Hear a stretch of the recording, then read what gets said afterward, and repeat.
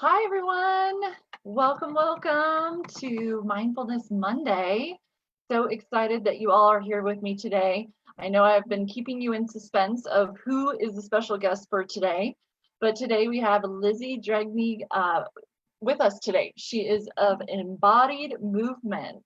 So, hey, Lizzy, welcome. Great to be here. Thanks for having me. Yeah, great. All right, so we're excited to hear from you today. So I want to tell everybody what our topic is. So our topic today is 5 reasons to stop telling yourself that you're too busy to move. And remember, this comes at the end of June. We are still in June, almost in July, but we've been talking about busyness and what that means for us and how to work within that and find our calm and find our movement within that. So I am really looking forward to talking to Lizzy about this today. I consider Lizzy to be a movement expert, and I'll tell you why. So I met Lizzy when we were on a dot meeting. So Polka Dot Powerhouse, if you've ever been to one, woo woo. If you haven't, ask us about it. But got to meet her virtually. And when she did her introduction and was talking about movement, there was just so many things that overlapped and really resonated with me as she was speaking. And I actually got to do a session with her and really learn about what she does and how that happens with her clients. So we're going to be talking about that a little bit later as we come to a close today. So you want to listen all the way to the end. But really excited to have her on the show today because she is going to share about these reasons. And I want to talk first about kind of where her knowledge comes from and this movement expert that I keep calling her because I believe that she is and where that comes from. First, I'm going to introduce myself though. If you don't know me, my name is Amanda Gregg, and I have a company called Soaring Healing. I am passionate about helping people get comfortable in their bodies. So this is why we connect really well. I love to help people get past stress, anxiety, and really be the best version of themselves. And so this is why a lot of the connections with who I interview on this show, why you see that and how we help you in that way. So excited to talk to you about that today. So Lizzy, going to you, tell us why you are a movement expert, why you love this so much, because I know you do after I had a session with you, and then we'll jump into those reasons. Yeah, absolutely. My education, my background, I have a bachelor's degree in athletic training. I also hold multiple certifications in personal training, and I really just kind of developed over the years this style about caring about the way that people move because I find so often that when people don't move well, when they don't have confidence in their body, when they don't you know know the ways to move properly, they end up in pain. They end up just being more sedentary in general because they don't have that confidence and they don't really understand how their bodies work. So the process that I go through with my clients is basically just starting from a foundation, teaching them very basic movement patterns, teaching them how to do them well, and then progressing and building on those so they can build confidence with themselves and their bodies over time to feel strong and feel confident and just feel capable to do whatever they want in their daily life. Mhm. Yes, I love it. I love it. Well, this is really exciting to talk about these 5 reasons because as we were talking about this, there was just 5 that really popped into your mind, and I'm excited to hear what you have to say about each of them, because I really do think that there are reasons. Because I've heard a lot of clients say, "Well, I'm too busy to move. Like I can't carve out that hour or that hour and a half to kind of figure that out because." Maybe traditionally or as we grew up, like maybe that's what we thought working out was about. And you and I are definitely on the same page where it's like movement can look very different and it can be chunked out into different things. So let's talk about number one in those 5 reasons and go into that. Yeah, absolutely. And that was really a reason that I admired you when you spoke too, because it really doesn't have to be complicated, And when you're learning these things and teaching yourself how to move and what movement means to you, it can really develop in a lot of different ways. So, the first movement or the first reason that I think is pretty foundational to all of the rest is that movement increases blood flow. And blood flow, as we all know or may not know, is just wonderful for the body, right? Moving toxins out, bringing new blood to different tissues, helping with inflammation, helping with just keeping us healthy more blood flow to the brain means better concentration, means more focus, means so many things. So I think just taking a couple of minutes to stand up, walk around, do as we did in your session, mine with you, some neck circles, some, just something to get that blood moving is extremely helpful. Yes, yes, yes. Well, I love that you point that out. I mean, there's a lot of movement that I do that people are just like, oh my gosh, I didn't even know that I was holding that much there as I was sitting.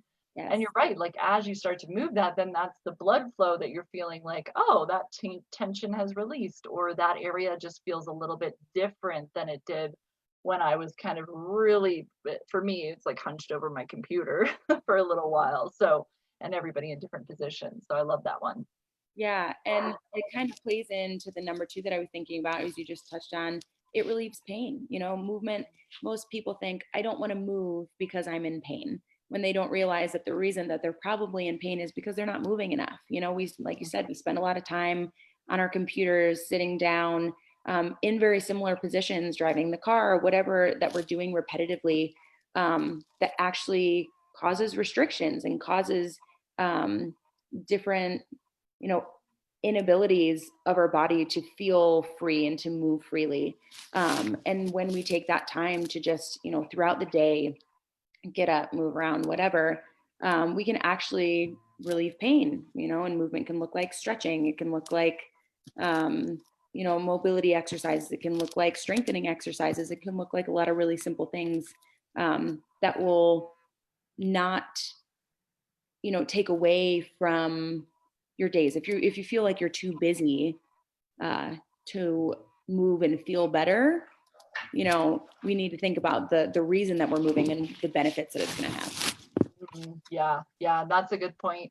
We've talked about in this busyness kind of the priorities and looking at our to-do list. So I like what you say there about kind of just thinking about that area because, yeah, if you don't have time to relieve pain, then maybe there's something else as far as priorities go that maybe needs to be looked at a little bit.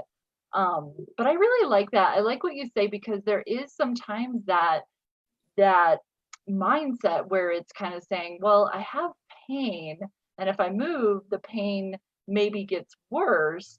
But over time, what I'm hearing you say is the movement can then loosen that area and really bring some blood flow into that space. Exactly. I even had a client today um, who was experiencing some pain until we continued to activate the muscle, right? He came in, his knees were a little achy, there was some things going on. And I was like, as long as we're staying within a pain scale, right? Never more than a 5 or 6 out of 10 on a pain scale. But if you're feeling a little discomfort, even a little bit of pain, moving through that and working through that actually ends up relieving that, even if it seems kind of counterintuitive. But that's something that we need to learn, right? That's something that we're not taught. Most of the time, if pain shows up, we think, stay away, don't do that thing. So having somebody to guide you through that process is really important. Yeah, yeah, that's great. So tell us about number three. What's your number three in these Yeah, so things? for me, and kind of a similar thing when it comes to priorities, it helps with concentration and just mental health in general. Days that I'm feeling really down or that I'm just like not focusing very well, or maybe I have a little bit of anxiety or something. It's really tempting for a lot of us to avoid movement in those moments because of the ways that we feel, right? I'm feeling down and slow, maybe a little depressed or groggy or whatever. Um, but this is where we kind of have to go against the grain of our normal intuitions and get up and move around. This is a great time that I like to move in nature, because I think just having the breeze of the wind and the sun and the sky and just all of the smells and experiences of going for a walk outside or just like doing something outdoors really helps me reconnect to my body and to my mind, of just like relieving all of those extra things that may be going on, and help me get refocused and help me improve my mood and all of those other things. Yeah, yeah. And that sounds like a lot of like shifting that energy, Mm. some of that piece.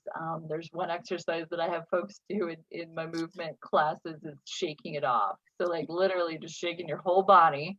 And I do it with them until you're like, are we done yet? And just keep on going because yeah, it totally shifts that energy. And I agree with you. Sometimes you're just like, I don't really feel like doing that. But if you kind of get out there and start, it seems like it's definitely a reason to move past that. Keep telling yourself, no, no, I'm too busy. I can't go out and do that. Right, right. But then exactly, especially if you're trying to focus on something specifically, if you have a big meeting coming up, or if you have a project that you have to get done, especially when we're at home, and the environment's a little bit different and a little bit more stressful or whatever, then that's especially a time that you should get up and just move around for a little bit. I love your shake it off. I think it's so cute. I think it's so fun. And it just gives us the freedom to just move our bodies in whatever way feels good. Because once you start to move, you're like, oh, I need to shake out my wrists. I need to shake out my hips, like whatever. And yes, and that should be a huge priority when you're in those working modes, or when you're about to go into a working mode. Like take 5 minutes and just move a little bit. Yeah, yeah. So tell us about the next two. So number four, what's our number four reason?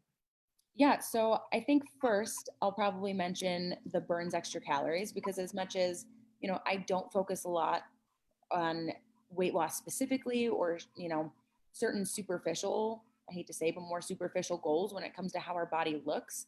I love to focus more on how our body feels and everything like that. But for everybody, burning calories is a healthy thing to do, right? Moving around and being able to actually utilize the calories and the energy that we're, intaking throughout the day is super important.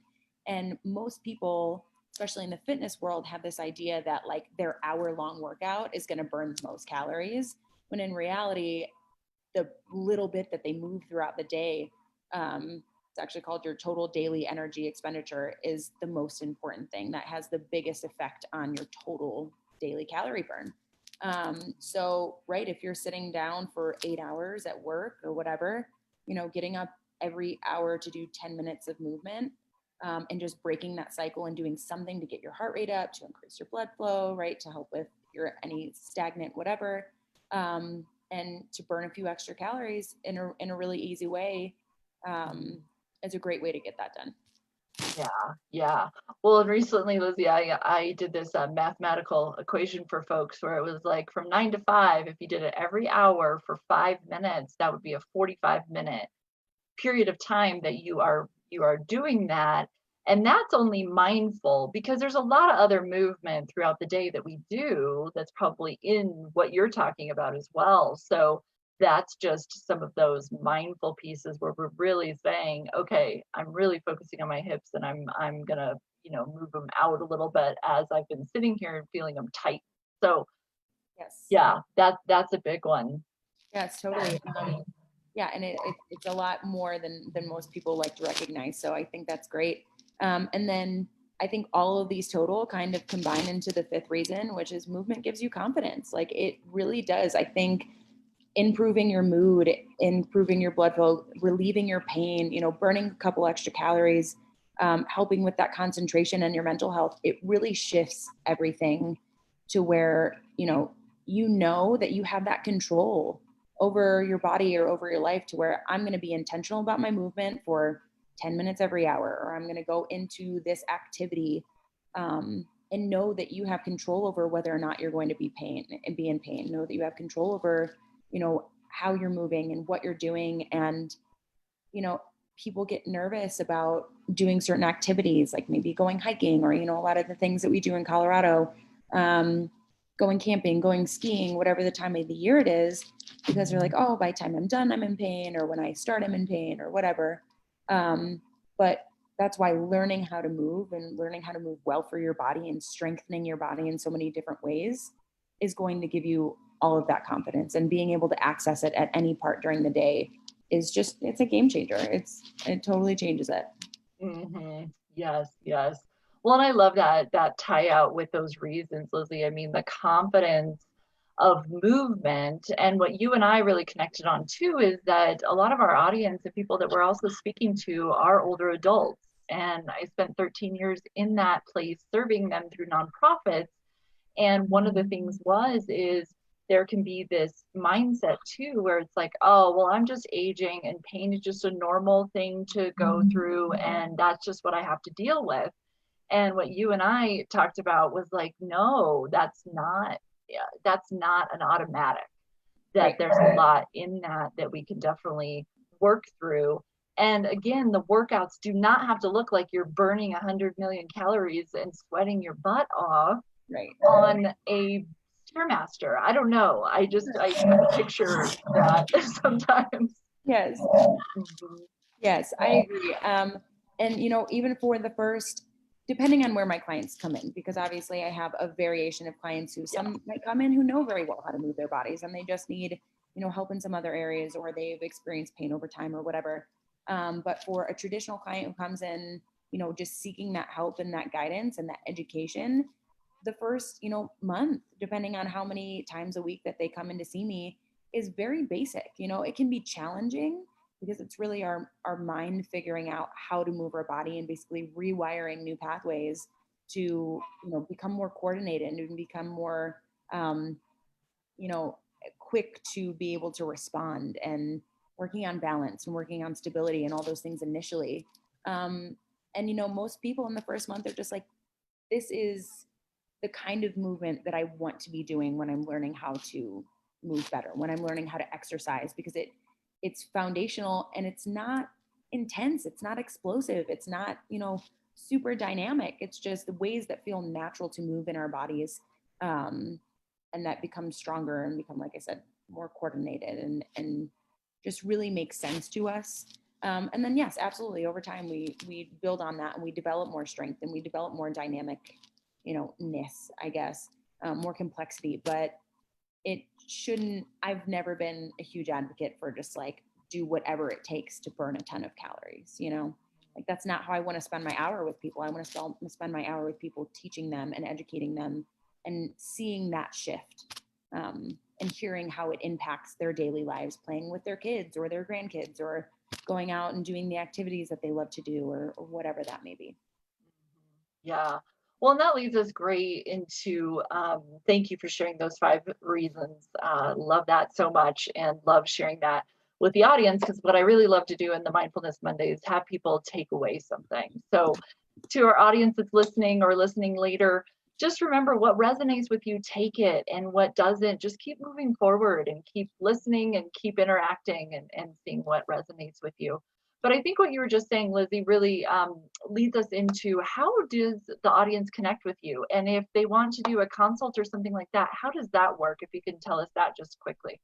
Yeah, absolutely. So I think I said at the beginning, my business name is Embodied Movement Training Systems. So the best way to probably reach out to me is either on Facebook. You can look me up at Embodied Movement Training Systems, or on my website. And that's actually going to be Embodied Movement TS. I just shortened the training systems.com.